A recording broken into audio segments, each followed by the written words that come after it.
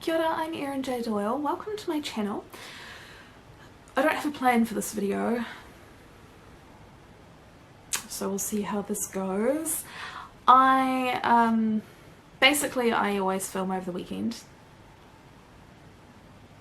but this weekend ended up getting a bit used up, and coming weekends are as well, which is a disaster because this weekend I intended to bulk film. So the coming couple of weekends where I have to go away will be covered and there'll be consistent content. That would be exciting and quite unusual, wouldn't it? However, on either Thursday afternoon or Friday morning, I was phoned up with blood test results and told that I have a major vitamin B deficiency, which I had no idea about.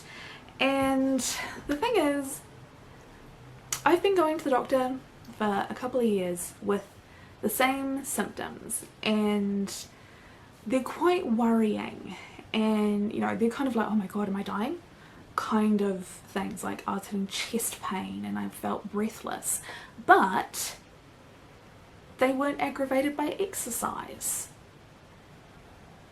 which didn't quite compute to me.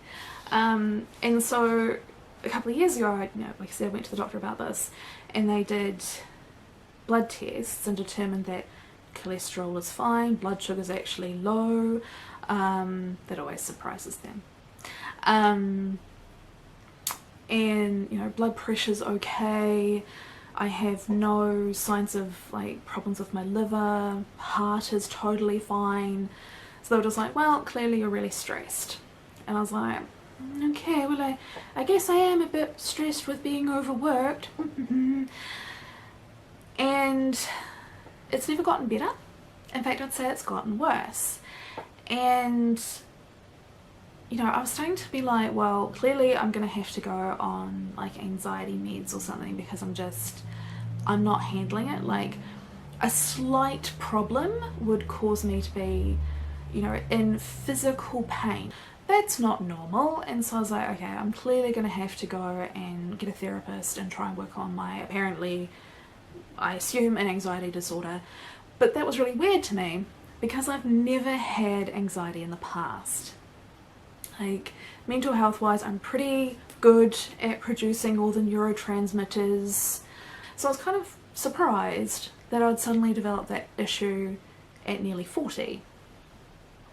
So again, I kind of talked a little bit to my doctor about this, and she's like, no, you just have burnout, quit your job immediately. And I was like, well, obviously that's not going to happen. If a rest would be helpful, maybe you could write me like a doctor's note so I can get, you know, a reasonably large chunk of sick leave in one go rather than just a day here and there. And my doctor was just like, no, it won't do you any good. Resign instantly, like today, write your resignation, you must stop working, your job is killing you. And I was like, this sounds like the advice of a person who owns their own home and perhaps has a rich husband to pay the bills. Like, quitting my job with no backup plan is not going to reduce my stress levels. So this is what I've been dealing with for the last 2 years.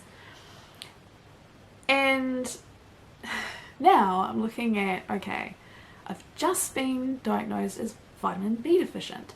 Vitamin B is associated with blood production and stress management. Those are like its two major jobs, which is why if you have a vitamin B deficiency, you're basically up to your eyeballs in cortisol, and any little fluctuations in your stress levels are going to take you out.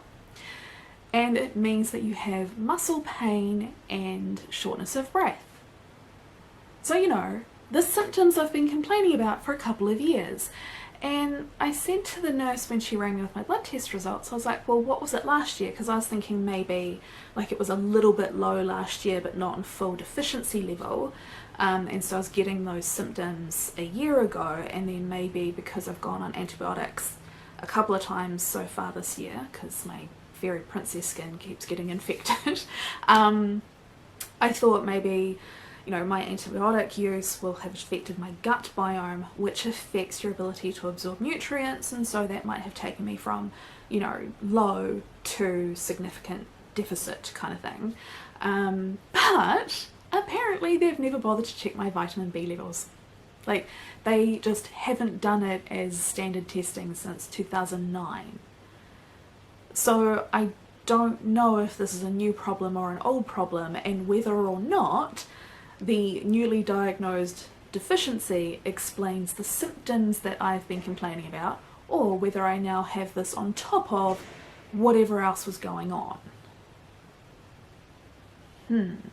So that was a few days ago.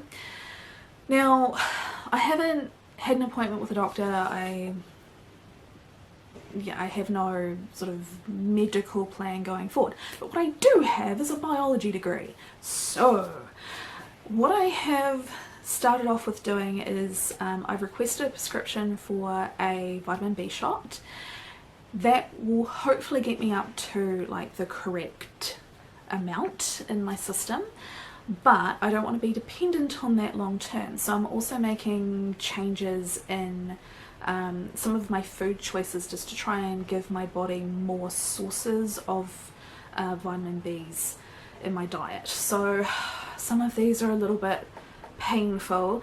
Like, I have switched from delicious Cadbury hot chocolate mix to Milo, which New Zealanders and Australians are raised on, and we think it's delicious, but if you have it as an adult and actually think about it, it does not taste like chocolate at all. It tastes like it's full of vitamins.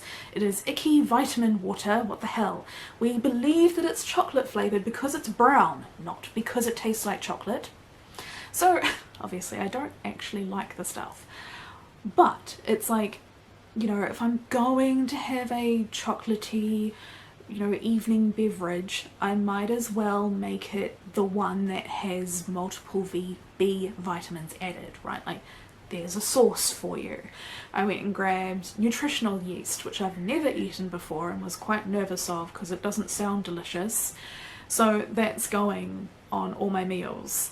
I've switched from just plain rolled oats, which I would normally have for breakfast, and then add my own bits and pieces to, like LSA and bananas or something like that, or maybe like stewed apple and blueberries, whatever, to just plain rolled oats. So I've put that aside and am now using a fortified breakfast cereal instead, just to get those extra nutrients in there. So hopefully once the vitamin B shot gets my levels up to like normal, I can kind of stop them dropping too much lower just through that dietary modification. The other thing I've done is, because I believe that my gut biome has been severely impacted by my other medication use, and I believe that based on logic. If you take medicine that kills microbes, the microbes that live in you are going to be affected, but also because I know that when I'm actively taking that medication, it does affect my bowels performance, shall we say. So I've also gotten some probiotic stuff to take just for a little while. It's not a long-term solution. Overuse of probiotics is actually quite bad for you. There have been some studies which have shown that if you're taking probiotics, they can actually colonize a different part of your gut than those organisms would normally be found in. Anyway, this is not supposed to be a biology lesson. That's what I was trying to say. So anyway, my point is, overuse of probiotics when you have perfectly fine gut health, pointless to bad.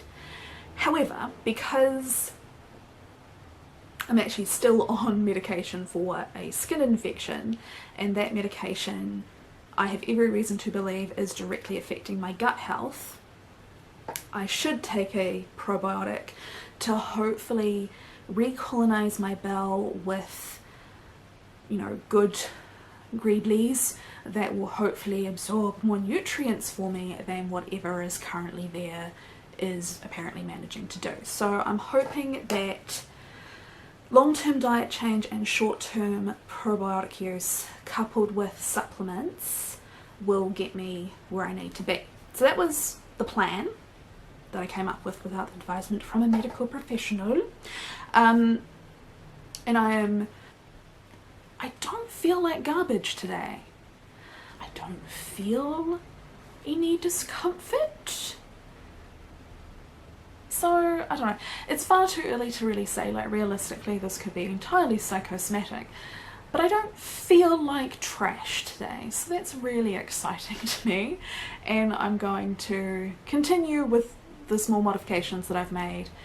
What I am hoping is that A, I'll stop feeling like I might die, and B, I will have more energy to make more videos. That is something that I've really struggled with over the last couple of years, is, you know, if you are just exhausted, you know, setting up a camera and, you know, deciding what you're going to talk about and doing all these things is extra effort. It's not a lot of effort, but it is effort, and when you have no energy, oh my god, the suffering. So yeah, that's basically where I'm at.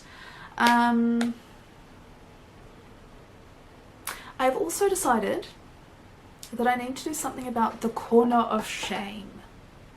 The corner of shame was my writing desk back when I started this channel. I did upgrade my writing desk situation, so now I have a standing desk by the window, it's much better, but now I have this desk that I don't use, and it has become the accumulator of shit. Because I don't sit at the desk, I have converted the space under it to storage, so there's like, you know, my big 75-litre camping backpack.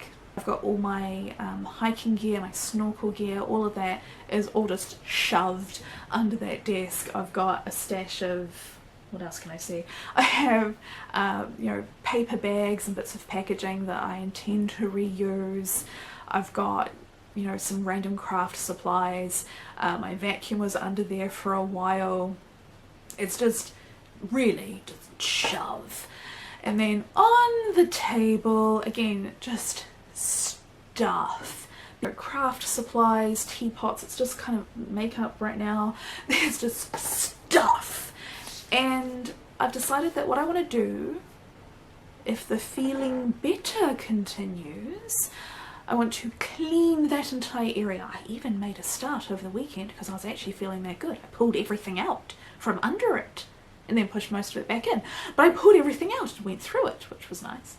So I want to clean out that whole corner and make it junk free and clean, and I'm hoping I can get it back to its empty state that it was in when I stopped using it, and then I will have a not standing desk that I can sit at for using when I want to edit my printed out copy of my Camino story, because I find I'm more comfortable typing at a standing desk than I am reading and writing at a standing desk. I don't know what's up with that, but I feel like I'm more productive with that printed out copy and a pen if I'm seated at the table. So I'm hoping if I can rally the energy, like I don't want to, you know, put too many hopes on, you know, such a short period of modification yet, but if I continue feeling good, I think I can clear that corner, and then maybe I will have a nicer space as well as the energy to finish editing my Camino story, which would be very exciting. So yeah, I think that's me. I'm aware that this is a weird video. Theoretically, this isn't a lecture about my gut health kind of channel. However, when it directly affects your ability to do things, I guess that directly affects the content of what you put in your channel about you doing things. Anyway, if you mysteriously enjoyed this nonsense biology lecture, perhaps leave it a like. Let me know how you are down below, if you're fearing for your life because your doctor hasn't performed a basic test. Yeah, let me know how you are, and if you're new around here, maybe hit subscribe, and I'll see you next time. Perhaps with writerly content. Wouldn't that be exciting? Bye.